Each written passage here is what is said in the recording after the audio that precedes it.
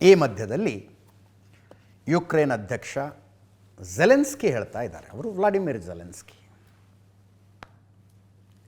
Vladimir Putin ರಷ್ಯಾದ ಅಧ್ಯಕ್ಷರು, Vladimir Zelensky ಯುಕ್ರೇನಿನ ಅಧ್ಯಕ್ಷರು. ಇವರು ಹೇಳ್ತಾ ಇರೋದು ಇರಾನಿಯನ್ನರಿಗೆ ಸಹಾಯ ಮಾಡುವ ಆಸಕ್ತಿಯನ್ನು ರಷ್ಯಾ ಹೊಂದಿದೆ ಅಂತ. ಆಸಕ್ತಿ ಹೊಂದಿದೆ ಅಂತ ಇವರು ಹೇಳ್ತಾ ಇದ್ದಾರೆ. ನೀವೊಂದಷ್ಟು ಕ್ರೆಡಿಬಲ್ ವೆಬ್ಸೈಟ್ಗಳನ್ನೇ ತೆಗೆದು ನೋಡಿ. ರಷ್ಯಾ ಇರಾನ್ಗೆ ಈ ಯುದ್ಧದಲ್ಲಿ ಆ್ಯಕ್ಟಿವ್ಲಿ ಹೆಲ್ಪ್ ಮಾಡ್ತಾ ಇದೆ, ಆ್ಯಕ್ಟಿವ್ಲಿ. ಅದರಲ್ಲೇನು ಆಶ್ಚರ್ಯ ಪಡುವಂಥದ್ದಿಲ್ಲ. ಆ್ಯಕ್ಟಿವ್ಲಿ ಹೆಲ್ಪ್ ಮಾಡೋದಂದ್ರೆ ಏನು? ಈಗ ಫಾರ್ ಎಕ್ಸಾಂಪಲ್ ಆಪರೇಷನ್ ಸಿಂಧೂರ ನಡೀತಿದ್ದಾಗ ಚೀನಾ ಪಾಕಿಸ್ತಾನಕ್ಕೆ ಹಂಗೆ ಹೆಲ್ಪ್ ಮಾಡ್ತು. ಹೆಲ್ಪ್ ಅಂದರೆ ಮಿಲಿಟರಿ ಸಹಾಯ ಅಲ್ಲ, ಅದು ನಮಗೆ ಗೊತ್ತಿಲ್ಲದೆ ನಮ್ಮ ನೆತ್ತಿಯ ಮೇಲೆ ಬೇರೆ ಬೇರೆ ದೇಶಗಳ ಸ್ಯಾಟಲೈಟ್ಗಳು ತಿರುಗಾಡ್ತಾ ಇರ್ತವೆ. ಆ ಸ್ಯಾಟಲೈಟ್ಗಳು ಫೋಟೋ ತೆಗಿತವೆ, ವಿಡಿಯೋ ಮಾಡ್ತವೆ, ಅವುಗಳನ್ನು ಶತ್ರು ದೇಶಗಳಿಗೆ ಕೊಟ್ಟುಬಿಡೋದಷ್ಟೇ. ಫಾರ್ ಎಕ್ಸಾಂಪಲ್ ಆಪರೇಷನ್ ಸಿಂಧೂರದ ಸಮಯದಲ್ಲಿ ಭಾರತದಿಂದ ಒಂದು ಯುದ್ಧ ವಿಮಾನ ಒಂದು ವಾಯುನೆಲೆಯಿಂದ ಟೇಕ್ ಆಫ್ ಆದರೂ ಕೂಡ ಚೈನಾಕ್ಕೆ ತಕ್ಷಣ ಗೊತ್ತಾಗ್ತಿತ್ತು ಸ್ಪೈ ಸ್ಯಾಟಲೈಟ್ಗಳ ಮೂಲಕ. ಅವರು ಆ ಮಾಹಿತಿಯನ್ನು ತಕ್ಷಣ ಪಾಕಿಸ್ತಾನಕ್ಕೆ ಹಂಚ್ಕೊಳ್ತಾ ಇದ್ರು.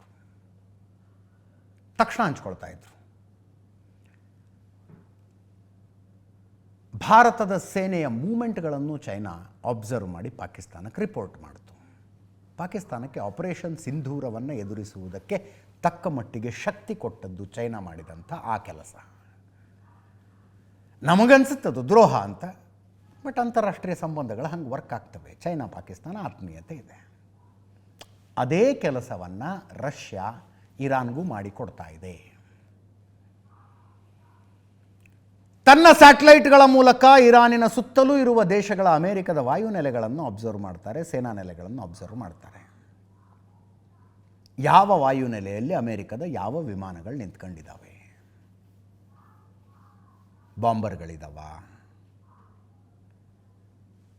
ಟ್ಯಾಂಕರ್ಗಳು ಅಂದರೆ ಆಕಾಶದಲ್ಲಿ ವಿಮಾನಕ್ಕೆ ಯುದ್ಧ ವಿಮಾನಗಳಿಗೆ ಜೆಟ್ ಫ್ಯೂಯಲ್ ತುಂಬುವಂಥ ಟ್ಯಾಂಕರ್ಗಳು, ಇನ್ನೊಂದು ರಡಾರನ್ನು ಹೊತ್ತು ಆಕಾಶದಲ್ಲಿ ತಿರುಗುವಂಥ ವಿಮಾನಗಳಿರ್ತವೆ. ಯಾವ್ಯಾವ್ದು ಎಲ್ಲೆಲ್ಲಿ ನಿಂತ್ಕೊಂಡಿದ್ದಾವೆ ಅನ್ನುವ ಮಾಹಿತಿಯನ್ನು ಇರಾನ್ಗೆ ರಷ್ಯಾ ಕೊಡುತ್ತೆ. ಆ ಮಾಹಿತಿಗಳ ಆಧಾರದ ಮೇಲೆ ಇರಾನ್ ಆಯಾ ವಾಯುನೆಲೆಗಳ ಮೇಲೆ, ಅಮೆರಿಕದ ವಾಯುನೆಲೆಗಳ ಮೇಲೆ ದಾಳಿ ಮಾಡುತ್ತೆ. ಇದುವರೆಗೂ 16 ಅಮೇರಿಕನ್ ಫೈಟರ್ ಜೆಟ್ಗಳನ್ನು ಇರಾನ್ನವ್ರು ಹೊಡೆದಾಕಿದ್ದಾರಂತೆ. 16. ಒಂದು ಬ್ಲ್ಯಾಕ್ ಹಾಕ್ ಹೆಲಿಕಾಪ್ಟರ್ ಹೊಡೆದಿದ್ದಾರೆ, ಒಂದು ಹೆಲಿಕಾಪ್ಟರು, 16 ವಿಮಾನಗಳು, ಒಂದೇನೋ ಟ್ಯಾಂಕರ್ ಹೊಡೆದಿದ್ದಾರೆ.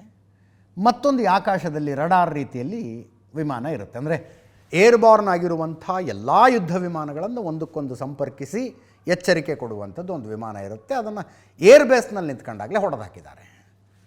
ಇರಾನ್ಗೆ ಇಷ್ಟು ಅಕ್ಯುರೇಟಾಗಿ ಅಮೆರಿಕದ ವಿಮಾನಗಳನ್ನು ಹೊಡೆದು ಹಾಕುವ ಶಕ್ತಿ ಬಂದಿರೋದೇ ರಷ್ಯಾ ಕೊಡ್ತಾ ಇರುವ ಮಾಹಿತಿಗಳಿಂದ ಅಂತ ಅಂತಾರಾಷ್ಟ್ರೀಯ ಮಟ್ಟದಲ್ಲಿ ಚರ್ಚೆ ಆಗ್ತಾ ಇದೆ.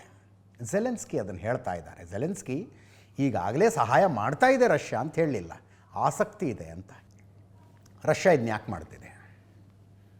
ಅಮೇರಿಕದ್ದು ರಷ್ಯಾದ್ದು ಹಳೆಯ ಸಂಬಂಧ.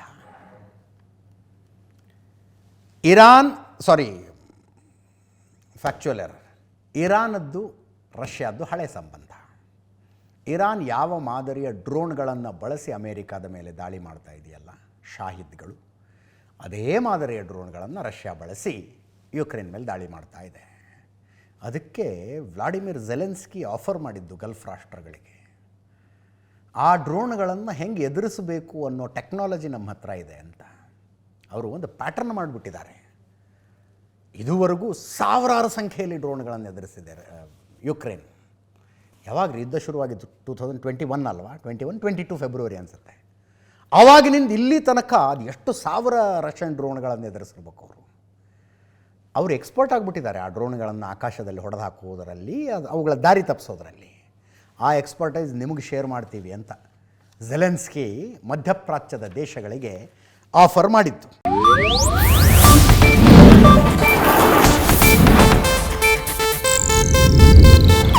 ಇದು ಏಷ್ಯಾನೆಟ್ ನ್ಯೂಸ್ ನೆಟ್ವರ್ಕ್ ಪ್ರಸ್ತುತಿ.